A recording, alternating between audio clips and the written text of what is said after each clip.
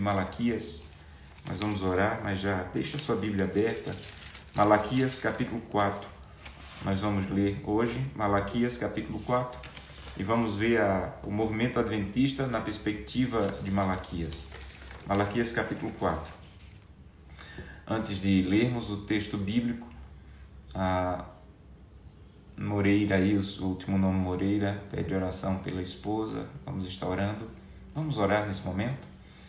Querido eterno Pai, mais uma vez o teu povo se levanta para escutar a tua palavra, mas também para colocar em tuas mãos as nossas necessidades. Santo Deus, todo o planeta tem necessidade, mas infelizmente nem todo o planeta conta com o Senhor.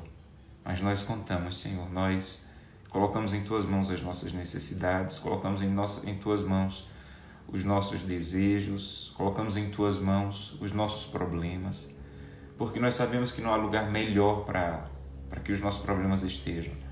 Nós contamos com profissionais para várias coisas. Algumas pessoas colocaram seus pedidos por saúde ou por saúde de alguém da família, e eu sei que essas pessoas estão contando com médicos, enfermeiros, mas o que elas estão dizendo, Senhor, é que acima dos médicos e enfermeiros há um Deus com quem elas contam, que pode usar os profissionais, mas que nós estamos te pedindo, por favor, guia esses profissionais para que eles possam cuidar dos teus filhos e que a tua vontade, de maneira muito clara, seja feita na vida dessas pessoas que estão doentes e que foram apresentadas aqui. Há outras pessoas que estão pedindo por seu casamento, por seus filhos que estão afastados. Santo Deus, restaura o casamento do teu povo. Ajuda o teu povo a quebrar maldições de casamentos que terminam em divórcio. Ajuda o teu povo a ser um testemunho vivo de que é possível estar casado com a presença de Deus na família. Ajuda o teu povo para que os nossos filhos, como a Bíblia diz, venham a ser pedras no palácio de Deus, venham a ser flechas na aljava de Deus, venham a ser realmente uma herança de bênção para a tua causa. Então cuida dos nossos filhos, Santo Deus, ajuda, toca o coração deles, desperta-os, aqueles que estão afastados da igreja, que não estão mais se envolvendo com a tua causa, desperta-os, Senhor, para que eles retornem. Também muitos pedidos pela vida espiritual. Santo Deus, nós temos a absoluta certeza que estamos no fim do fim. Tudo que esse mundo está vivendo, a cada dia, o mundo vai se acostumando, o mundo vai entrando no automático, mas o cristão não. O cristão tem a certeza de que está acabando e que nós temos que estar prontos, alertas, vigilantes para o tempo do fim. E é isso que nós queremos, desperta no Senhor. Ajuda-nos com a presença e o poder diário do Teu Santo Espírito. Querido Espírito Santo, por favor, mais uma vez, se aproxima do nosso coração, enche a nossa mente, o nosso coração, toma posse dos nossos desejos. Santo Deus, nós queremos se entregar em Tuas mãos.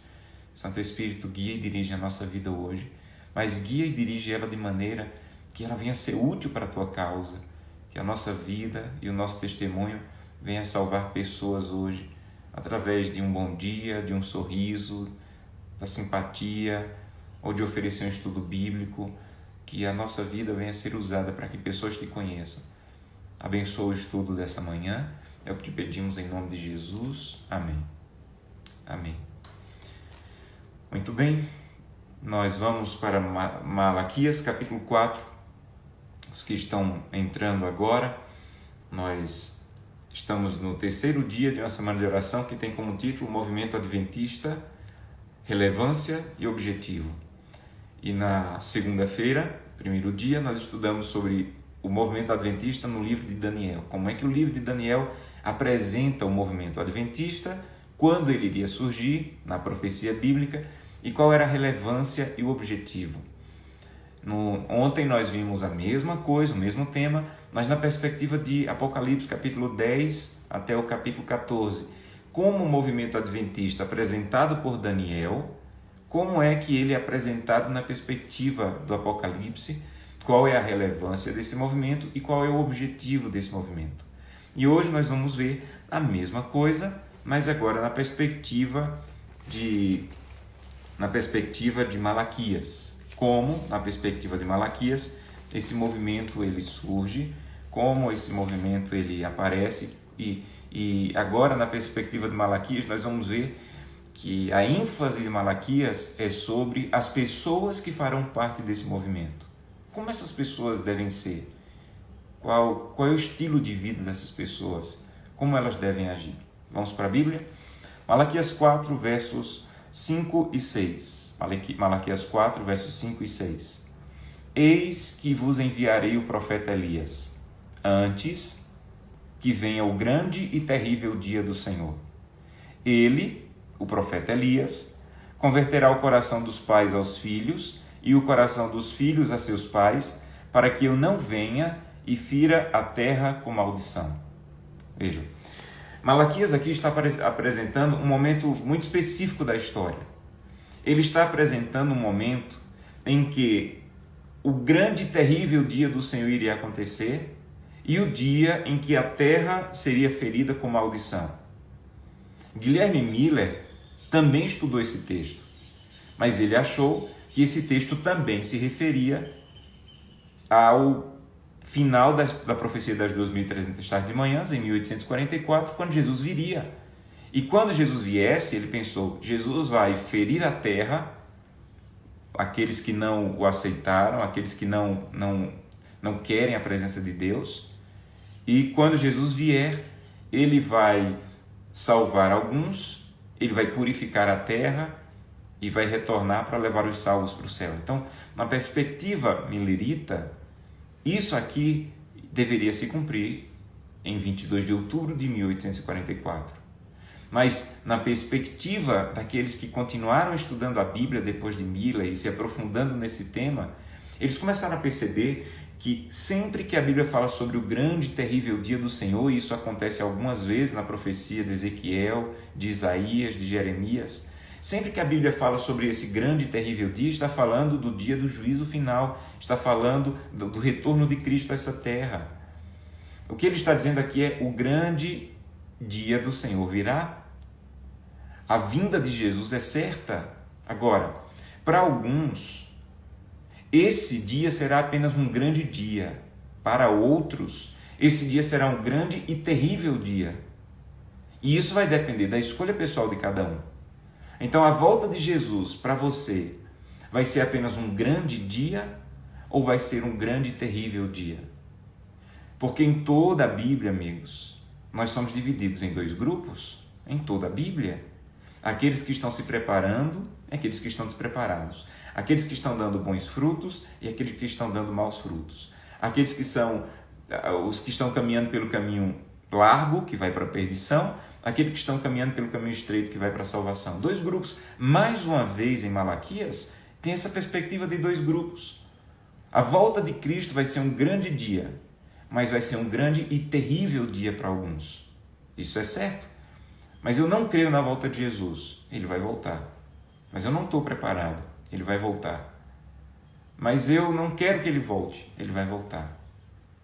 E se você não está preparado, e se você não crê, e se você não quer obedecê-lo, esse vai ser um grande e terrível dia para você. Agora, mesmo quando apresenta esse grande e terrível dia, Malaquias ainda apresenta a graça de Deus. E isso aqui é maravilhoso. Vai ser um grande e terrível dia para alguns. Mas, antes que chegue esse grande e terrível dia, eu vou enviar o profeta Elias.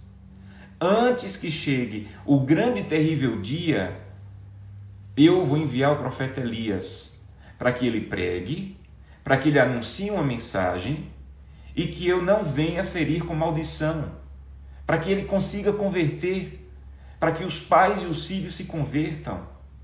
Então, sabe o que é que Malaquias está dizendo? Que antes do retorno de Cristo, Deus iria levantar alguns, um movimento, e esse movimento, é claro, já vimos em Daniel e Apocalipse, mas que teria detalhes como Elias. Malaquias entendeu esse movimento, mas ele queria uma ilustração para falar desse movimento. E aí ele viu que esse movimento tinha características do profeta Elias. E ele disse, olha, virá, antes que chegue o grande e terrível dia, virá um movimento, pessoas desse movimento e serão como Elias. É a melhor ilustração que eu tenho.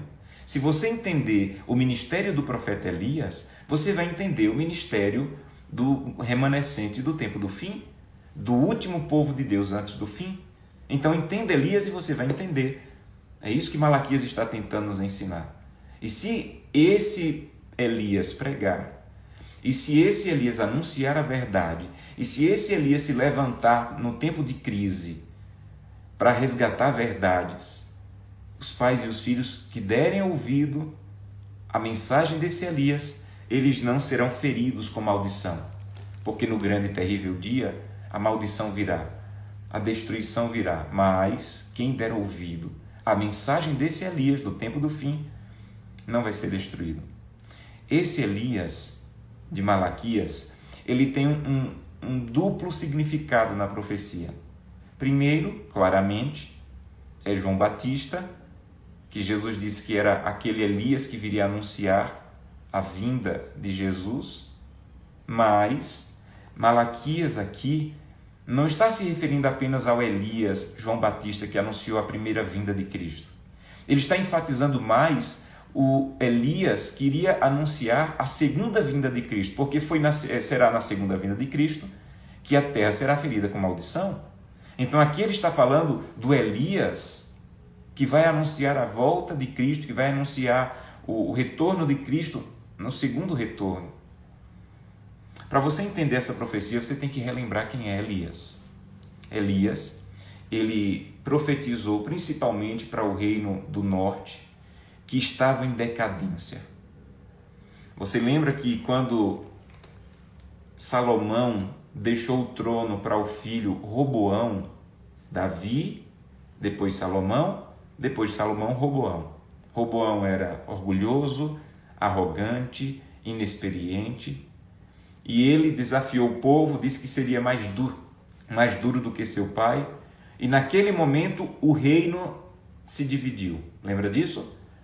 A parte sul do povo de Deus disse assim, olha, nós vamos continuar com os filhos de Davi. Vai ser pior se nos afastarmos de um reinado que tenha como liderança os filhos de Davi. E aí surgiu o reino do sul. Já outras 10 tribos no norte disseram não, nós não queremos mais ser dirigidos pelos filhos de Davi. E agora eles escolheram um homem chamado Jeroboão para dirigir. E ele foi o primeiro rei do norte. No sul era Roboão, no norte Jeroboão. De vez em quando no sul surgia um bom rei. De vez em quando no sul surgia alguém que a Bíblia diz andou nos caminhos de Davi, seu pai, fez o que era agradável aos olhos de Deus e foi um bom rei. No norte, isso nunca aconteceu. Sempre que aparecia um rei no norte, a Bíblia dizia, esse aqui fez o que era mal aos olhos do Senhor. Aí quando falava do outro rei, dizia assim, esse aqui fez pior do que o seu anterior. Lembra disso aí? Quando você está lendo a história dos reis? Aí passou o primeiro rei mau, o segundo, o terceiro, o quarto, o quinto, o sexto, chegou o sétimo. O sétimo se chamava Acabe. E quando a Bíblia apresenta Acabe, lá no livro de Crônicas e Reis, a Bíblia não diz assim, Acabe foi pior do que o rei anterior. Quando a Bíblia apresenta Acabe, a Bíblia diz assim, Acabe foi pior do que todos os outros que vieram antes dele. Então a Bíblia está dizendo, coloque os 6 reis dentro de um saco, balance e vai sair Acabe. Acabe era o pior do pior.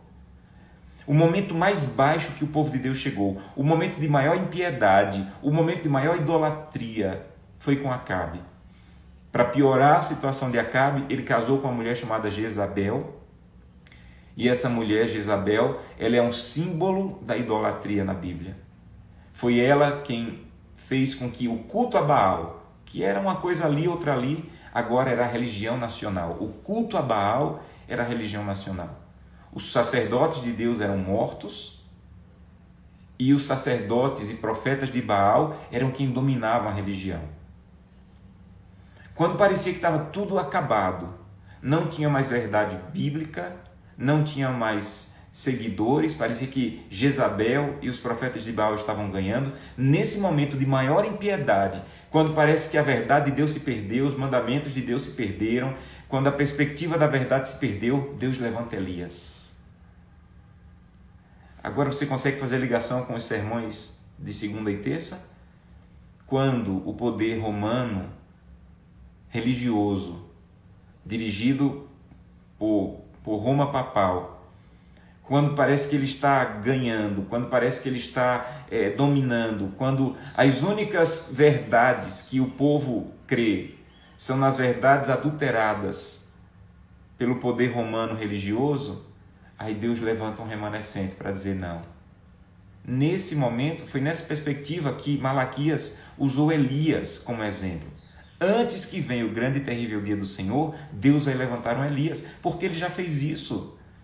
Quando parecia que os mandamentos de Deus estavam pisados e que não seriam mais resgatados porque Jezabel dominava, quando a idolatria dominava, quando a única verdade era o erro de Baal, aí Deus levanta um Elias. E Elias, amigos, tem 4 características. E são essas 4 características que Malaquias vê como o símbolo do remanescente dos últimos dias, do movimento adventista. As 4 características de Elias, guarda bem isso na tua mente. A primeira característica de Elias era a santidade. O próprio nome de Elias, ele falava dessa santidade. Veja, todo nome que tem El é o nome de Deus em hebraico. Quando você diz Elohim, El, tudo que tem El é porque tem o nome de Deus. Daniel tem o nome de Deus. Elias, tudo que tem El tem o nome de Deus ali. Então, Elias significa o Senhor é o meu Deus. Então, o próprio nome de Elias denotava que ele era separado. As pessoas diziam, eu tenho que explicar para você que o nome Elias significa o Senhor é o meu Deus, mas quando as pessoas ouviam o nome dele, ele não precisava explicar. Quando ele dizia assim, o meu nome é Elias, ele estava dizendo, vocês podem seguir Baal, vocês podem seguir Jezabel, vocês podem abandonar os mandamentos de Deus, mas o meu Senhor é Deus. Deus é o meu Senhor. O próprio nome dele já dizia quem dirige a vida dele.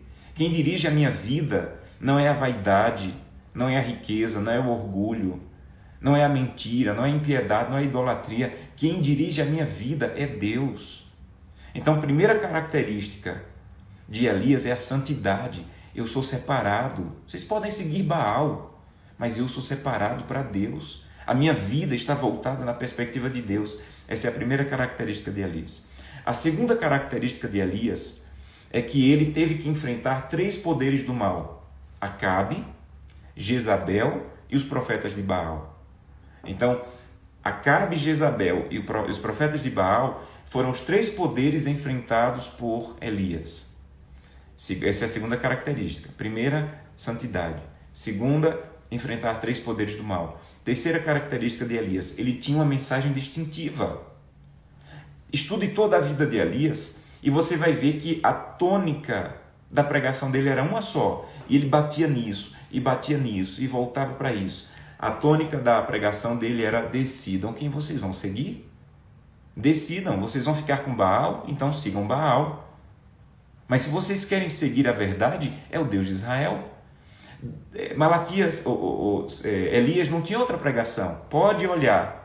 Você vai ver milagres, você vai ver coisas maravilhosas que ele fez, mas quando ele abre a boca para pregar, ele só vai dizer assim: abandonem a idolatria, abandonem Baal e sigam o Senhor Deus. Ele tinha uma mensagem distintiva que outros não estavam pregando, mas ele tinha que pregar. E a última característica de Elias é que quando ele terminou de pregar, ele não morreu. Ele foi levado vivo para o céu numa carruagem. Então essas são as 4 características de Elias. Primeiro, santidade. Segundo, ele teve que lutar contra 3 poderes do mal. Terceira característica, ele tinha uma mensagem distintiva. Quarta característica, quando ele terminou de pregar, ele foi levado vivo para o céu. Amigos, exatamente em Apocalipse 14, essas são as 4 características do remanescente. As 4 características do povo remanescente, do movimento adventista, são essas 4 apresentadas em Apocalipse. Por isso que, para Malaquias, Elias era um exemplo tão perfeito do povo remanescente. Porque quando ele entendeu o que seria o remanescente, quando ele entendeu o que seria esse povo que iria pregar na última crise, quando ele entendeu esse movimento que iria converter pais e filhos antes que viesse o grande terrível dia do Senhor, antes que a terra fosse ferida com maldição, quando ele entendeu esse movimento, ele disse assim: Elias é um bom exemplo. Então eu vou colocar Elias no meu texto, porque se eles estudarem a vida de Elias, eles vão saber como eles têm que ser. Aí Deus inspira João, em Apocalipse, a pegar essas 4 características de Elias e reafirmar em Apocalipse. Vamos passar para Apocalipse para ver? Nós vamos ver agora essas 4 características de Elias, o Elias de Malaquias. Nós vamos ver essas 4 características agora no livro de Apocalipse. Passe para Apocalipse aí. Primeira característica de Elias, você lembra qual era? Santidade.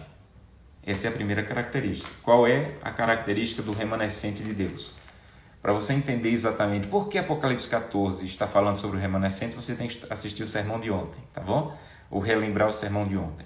Por que Apocalipse fala sobre o remanescente? Sobre esse povo que surgiria a partir de 1844. Aí você deve estudar o sermão de ontem. Hoje eu estou partindo da perspectiva de que você já sabe que Apocalipse 14 está falando do remanescente de Deus. Olha, Apocalipse 14, 12. Aqui está a perseverança dos santos, os que guardam os mandamentos de Deus e a fé de Jesus. Infelizmente, quando nós vamos ensinar esse texto, a gente só se apega aos mandamentos. O remanescente é quem guarda os mandamentos. A gente é muito forte em falar isso, né? O remanescente é quem guarda os mandamentos de Deus e tem a fé de Jesus. Mas quando a gente faz isso, a gente está pulando praticamente a metade do versículo. Antes de falar que o remanescente vai guardar os mandamentos, sabe o que o versículo diz? O remanescente é um povo santo. Não pule essa parte. Não pule essa parte. Antes de falar que o remanescente guarda os mandamentos, que essa é uma característica, a gente usa muito isso, né? A característica do remanescente é que eles guardam os mandamentos. Então, se você guarda os mandamentos, você é o remanescente. Não pule a primeira parte do versículo. Quando João olhou o remanescente, a primeira coisa que ele viu não foi a guarda dos mandamentos, foi a santidade da vida. Santos que perseveravam em santidade, pessoas que perseveravam em santidade. E às vezes os nossos olhos estão voltados só para a guarda do mandamento. É claro que isso está no versículo. É claro que isso é importante. Mas antes de falar do mandamento, fala de santidade. Então, sabe qual é a primeira característica do remanescente? É dizer como Elias: não é a vaidade que é o meu Deus. O Senhor é o meu Deus. Não é a ganância que é o meu Deus, é o Senhor que é o meu Deus. Não é a ira, o ódio, o temperamento terrível que é o meu Deus, não. O Senhor é meu Deus. O Senhor é o meu Deus. Sabe?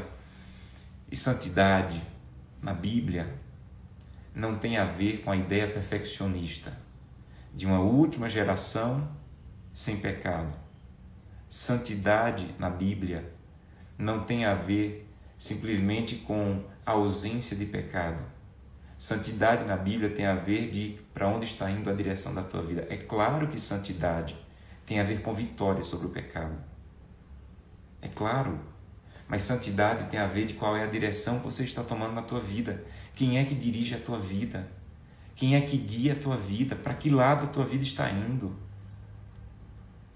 É a vaidade que infelizmente está entrando no coração de muitos adventistas, homens e mulheres, que está dominando a tua vida, ou é o Senhor que vai dominar a tua vida?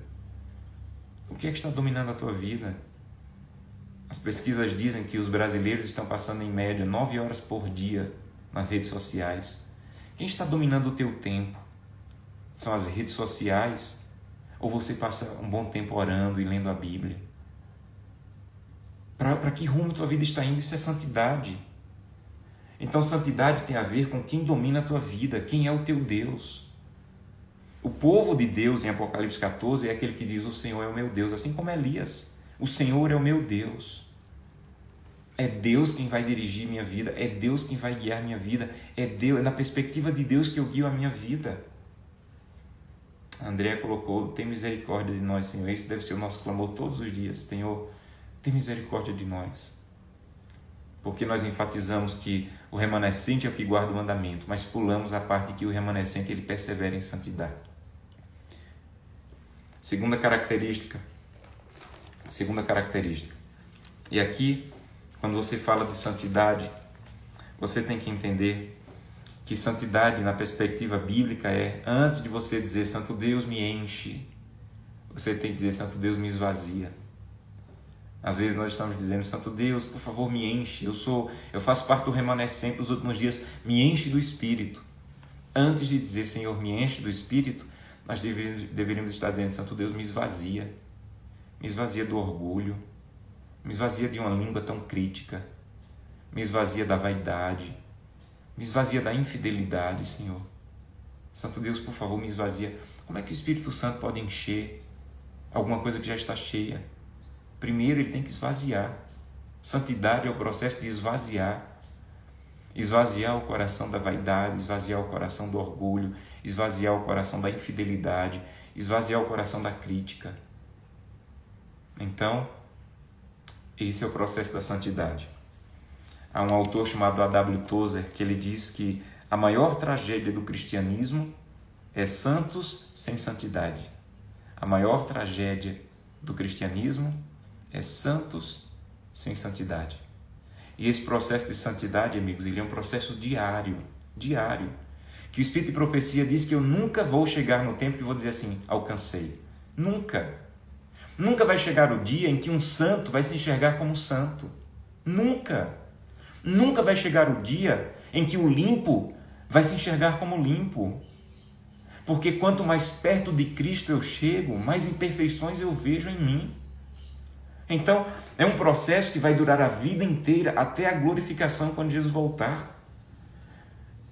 Por isso que a perspectiva perfeccionista ela é falha. Porque a perspectiva perfeccionista quer te levar a chegar um momento em que você diz alcancei. E um santo, ele nunca vai dizer alcancei, nunca. Nunca. Porque se alguém dizer eu alcancei, é porque ele parou de se aproximar de Cristo ao ponto de parar de ver suas impiedades, ao ponto de parar de ver as suas falhas, ao ponto de parar de ver as suas limitações. Eu disse que um dia, quando a igreja dos Mormons surgiu, alguém procurou Dwight Moody, um grande pregador daquele período, e disse, Dwight Moody, você ouviu falar da igreja dos santos dos últimos dias? Ele disse assim, eu ouvi, mas eu prefiro os santos de todos os dias. Você ouviu falar na igreja dos santos dos últimos dias? Eu até ouvi falar dessa igreja, mas eu prefiro os santos de todos os dias. E Deus também prefere os santos de todos os dias. Não é o santo dos últimos dias, como às vezes nós queremos ser. Eu quero ser o santo dos últimos dias, sem pecado, perfeito. Não. Deus prefere os santos de todos os dias. O santo que vai no mercado e trata bem o caixa do supermercado. O santo que vai para a escola e não cola na prova. O santo que está no trânsito e não é agressivo com as pessoas. O santo que está em casa e trata bem a esposa e os filhos. Esse é o santo de todos os dias. É nesse tipo de santidade que Deus quer nos envolver. E essa é a primeira característica do remanescente que relembra Elias. Segunda característica.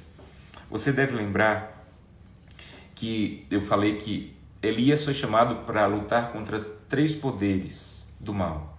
Acabe era o poder civil, ele dirigia a nação. Jezabel era o poder religioso que dava força aos profetas de Baal. Então, Acabe era o poder civil, Jezabel era a força do poder religioso e os profetas de Baal eram os que levantavam as mentiras, os que enganavam o povo. Quando você vai para Apocalipse 13, você lembra da aula do sermão de ontem? Apocalipse 13 mostra os poderes do mal que vão tentar destruir o povo de Deus nos últimos dias. Sabe quantos poderes tem aqui? 3. O dragão, a besta do mar e a besta da terra. Sabe o que esses 3 poderes representam?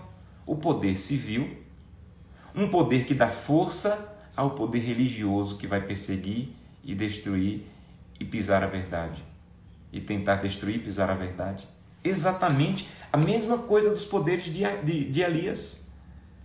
Então, o dragão, a besta do mar e a besta da terra são os 3 poderes que o povo de Deus dos últimos dias vai ter que enfrentar. Por isso que Elias é um símbolo tão bom para o remanescente dos últimos dias. Porque assim como Elias teve que combater 3 poderes, nós também teremos. Nós temos, amigos, nós temos que combater esses 3 poderes. Mas antes de combater 3 poderes externos, 3 poderes do mal externos, nós temos que ter santidade para combater os poderes do mal que ainda dominam o nosso coração. Como é que eu vou combater poderes do mal, como o dragão, a besta do mar e a besta da terra, se eu ainda não estou levando minha vida espiritual a sério, ao ponto de combater os poderes do mal que ainda dominam minha vida?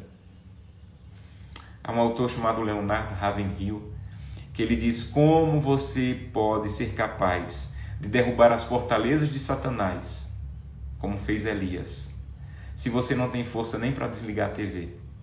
Interessante isso, né? Como é que você quer ter força para lutar contra o dragão, a besta do mar, a besta da terra, se você não encontra em Deus força nem para desligar a TV e passar mais tempo com Deus?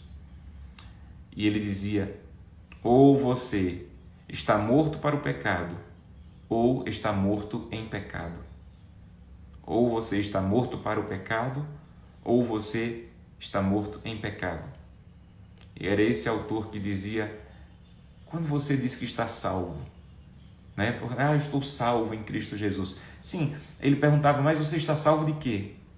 Você está salvo da amargura, da trapaça? Você está salvo da mentira, da luxúria, do temperamento irado, da vaidade? De que é que você está salvo? Essa é a perspectiva da salvação. A salvação te salvou de quê? A salvação te salvou para ser um marido melhor? Para ser uma esposa melhor? A salvação te salvou para que a vaidade não domine teu coração? A salvação te salvou para que você não fosse mais ganancioso e fosse fiel a Deus nos dízimos e ofertas? A salvação já te alcançou para esse tipo de salvação, para esse tipo de transformação? A salvação já arrancou a vaidade do teu coração? Para que a salvação te alcançou? O que foi que ela fez com você? Você está salvo de quê? Nós temos que urgentemente ir à presença de Deus e dizer: Santo Deus, me prepara, porque eu vou ter que enfrentar esses poderes do mal. Eles vão se unir, a Bíblia diz isso, e essa união dos poderes do mal vai perseguir, vai atacar, e nós vamos ter que estar firmes para enfrentá-los. Mas antes de enfrentar os poderes do mal externo, precisamos enfrentar os poderes do mal interno. Então, primeira característica, santidade. Apocalipse 14, 12. Segunda característica, enfrentar os 3 poderes do mal. Apocalipse 13. Terceira característica, uma mensagem distintiva. Do jeito que Elias tinha uma mensagem distintiva, o povo remanescente do tempo do fim também tem uma mensagem distintiva, e é isso que nos faz relevantes. Já falamos isso exaustivamente nos últimos 2 sermões. E essa mensagem, ela se resume na palavra que mais se repete em Apocalipse 14, 6 a 12. Olha o que diz aí, verso 7. Apocalipse 14, 7. Dizendo em grande voz: temei a Deus e dai-lhe glória, pois é chegada a hora de seu juízo, e adorai. Adorai. Verso 9. Seguiu-se a este outro anjo, o terceiro, dizendo em grande voz: se alguém adora a besta. Verso 11. A fumaça do seu tormento sobe pelos séculos dos séculos, e não tem descanso algum, nem de dia nem de noite, para os adoradores da besta. Então, a palavra que se repete 3 vezes é a ênfase da mensagem, porque na literatura judaica a repetição é a ênfase. Quando você vê uma palavra se repetindo muitas vezes, pode prestar atenção que aquela é a ênfase do texto. Então, em Apocalipse 14, 6 a 12, a palavra que se repete é adoração, adoração, adoração. Qual é a nossa mensagem distintiva? A nossa mensagem distintiva é: decida quem você vai adorar. Se você vai adorar na perspectiva de desobedecer os mandamentos de Deus, e isso não é adoração, porque adoração é fazer o que Deus quer. Isso é adoração. Então, se Deus diz, se você diz assim: eu quero adorar a Deus, ok, então guarde o sábado. Não, eu quero adorar a Deus, mas eu quero guardar o domingo, ou guardar qualquer dia. Isso deixou de ser adoração. Não, mas para mim o domingo é melhor. deixou de ser adoração. Porque adoração é fazer o que Deus quer, do jeito que Ele quer. Isso é adoração. Lembra de Caim e Abel? Os dois foram adorar a Deus. Ninguém pode dizer que Caim não foi adorar a Deus. Caim foi adorar a Deus. Mas quando Caim foi adorar a Deus, ele quis adorar do jeito que ele queria. E Deus não aceitou. Porque adoração não é o que você quer. Adoração é o que Deus quer. Por exemplo, a Bíblia diz que eu devo devolver dízimos e ofertas. E a Bíblia diz que o dízimo ele deve ser usado exclusivamente para a pregação do Evangelho. O uso do dízimo é exclusivo para a pregação do Evangelho. Aí você pega o dízimo e diz assim, não, eu vou usar o dízimo, mas eu vou comprar cestas básicas. É muito nobre comprar cestas básicas. É muito nobre comprar cestas básicas. Mas a Bíblia diz que não deve ser feito isso com o valor do dízimo.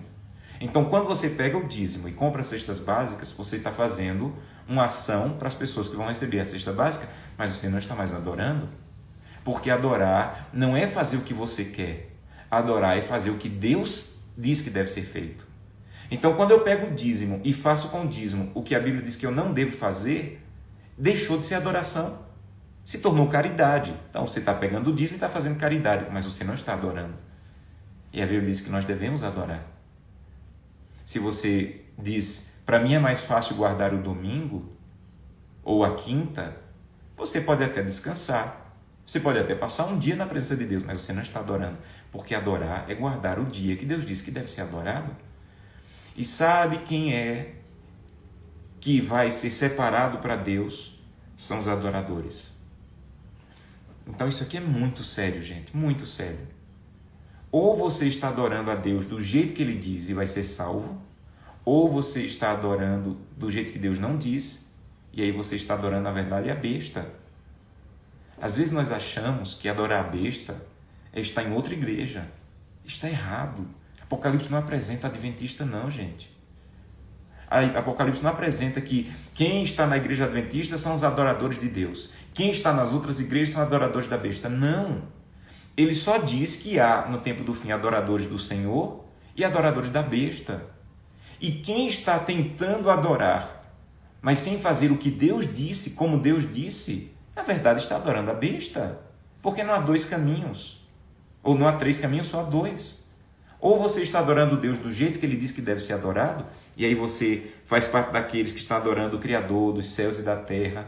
Ou você está mudando, fazendo do seu jeito, e você, na verdade, está adorando o dragão e a besta. Isso é duro, mas é a verdade bíblica. Que nós, adventistas, temos que nos libertar da perspectiva de que eu estou na igreja adventista, estou adorando o Criador. Quem não está na igreja adventista está adorando o dragão e a besta. Não. Se fosse assim, Apocalipse não tinha nenhum problema dizer assim, olha, vá para a igreja e você já está, vá para a igreja adventista e você já está no time certo. Mas Deus fez questão de não colocar nome de igreja, para que ninguém de nenhuma igreja ache que estar na igreja é tudo. Estar na igreja é tudo quando você decide adorar do jeito que Deus diz que deve ser adorado, sendo fiel a Deus na guarda do sábado, sendo fiel a Deus no cuidado do teu corpo, sendo fiel a Deus no uso dos recursos, sendo fiel a Deus nos dízimos e ofertas, sendo fiel a Deus usando os seus dons. Então é adoração e não placa de igreja que determina se eu estou do lado correto. Como é minha adoração na igreja adventista? É da maneira que Deus orienta? Então parabéns. Você é um adventista adorador. Mas se você é apenas um adventista, mas não está adorando como Deus diz que deve ser adorado, você deve repensar a tua vida, você deve repensar suas atitudes, você deve repensar sua infidelidade. Então, terceira característica, ele tinha uma mensagem distintiva. Uma mensagem, Elias tinha uma mensagem que o separava dos profetas de Baal. Enquanto os profetas de Baal estavam dizendo, não, mas está tudo bem, você está adorando, você só está adorando aqui com Baal, mas ainda é adoração. Elias disse, não. Guardar o domingo não é a mesma coisa que guardar o sábado. Não. Infelizmente, há alguns que se levantam e dizem assim, olha, já devíamos abrir mão disso, não é tão importante. É importante sim. Enquanto os profetas de Baal pregam que é o domingo, tem que ter um profeta de Deus dizendo é o sábado. É o sábado. Enquanto os profetas de Baal dizem, olha, devolva o dízimo e Deus vai te abençoar, devolva o dízimo e teu casamento vai prosperar, devolva o dízimo e Deus vai ficar te devendo, vai te devolver muito mais. Enquanto profetas de Baal estão falando isso, os profetas de Deus têm que dizer, seja fiel a Deus porque Ele já é fiel a você. E o uso do recurso é como Deus orientou. Não é para te abençoar, é porque Deus já te abençoou, por isso seja fiel. Então Deus tem uma mensagem distintiva e essa mensagem ela é bíblica e tem que ser sustentada pelos adventistas do sétimo dia. Repito, não para nos tornar melhores, mais salvos ou mais santos, mas para cumprirmos o chamado de Deus, o mesmo como Ele fez para Elias. Então, primeira característica, santidade. Segunda característica, lutar contra três poderes do mal. Terceira característica, uma mensagem distintiva. Uma mensagem distintiva. Quarta característica. Você lembra a quarta característica de Elias? Quando Elias terminou o seu ministério, ele não morreu. Ele foi levado vivo para o céu. E deixa eu dizer uma coisa linda que me emociona.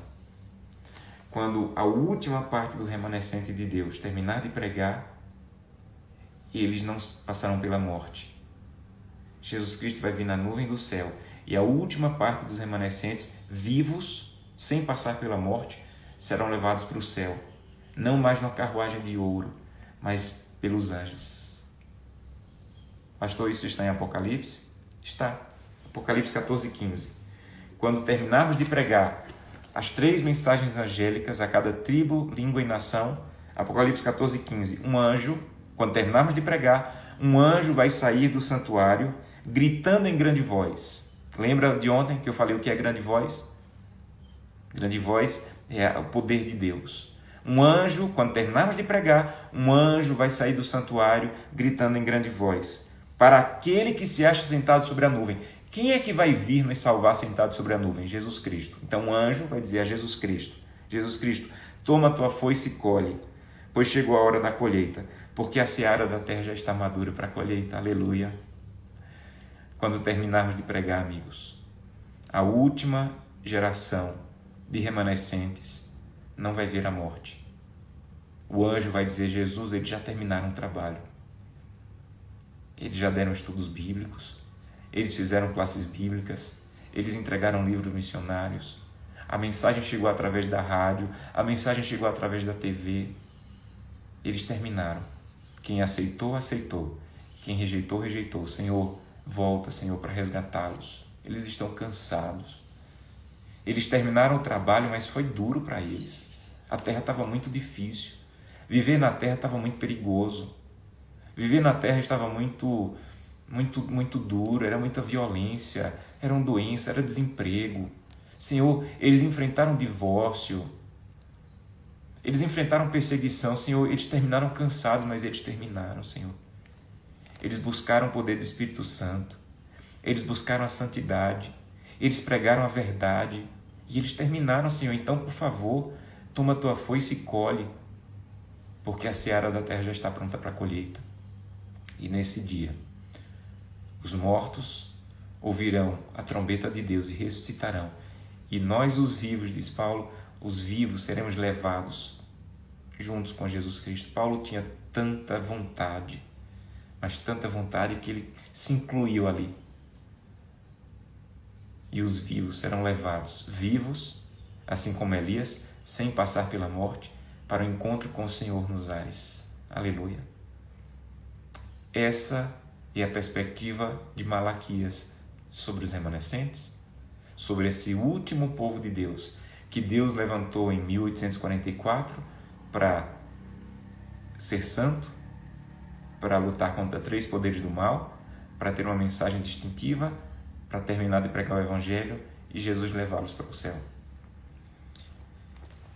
Eu tive a noção da volta de Cristo quando tinha uns 8 anos, 9 anos de idade.